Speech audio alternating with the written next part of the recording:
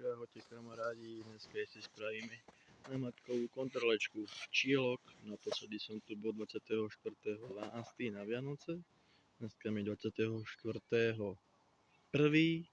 január. Takže ideme sa teraz na prvé čerstvičko.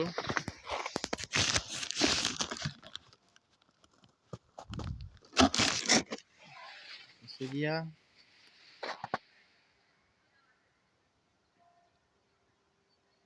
Stiahli sa o ulicu.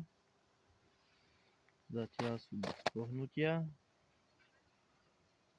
Ako sa zazimovali, tak sedia.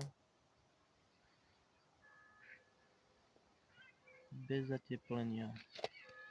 Zásob majú Habakuk. Takže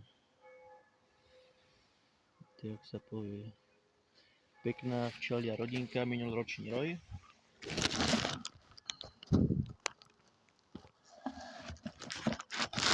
No a ešte tu máme nejaké odloženčeky júlové. Dúfam, že už sa trošku zdvihli. No už sa nám zdvihli.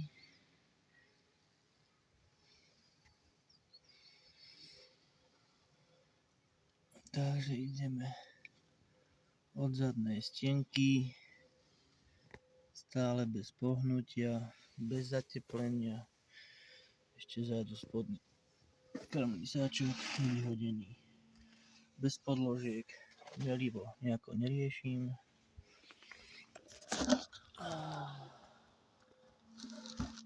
Zatiaľ bez náznaku nosematózy. Ďalší odloženček, nový, takže od steny. 1, 2, 3, 4, 5, 6, tam odtiaľ sú.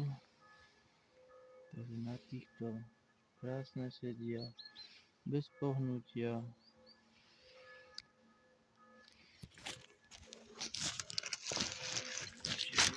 Jednu namatkovú kontrolku.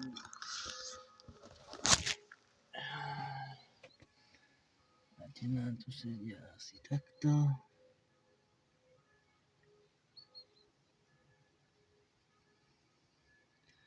A stále bez pohnutia. Tiež odloženček júlový.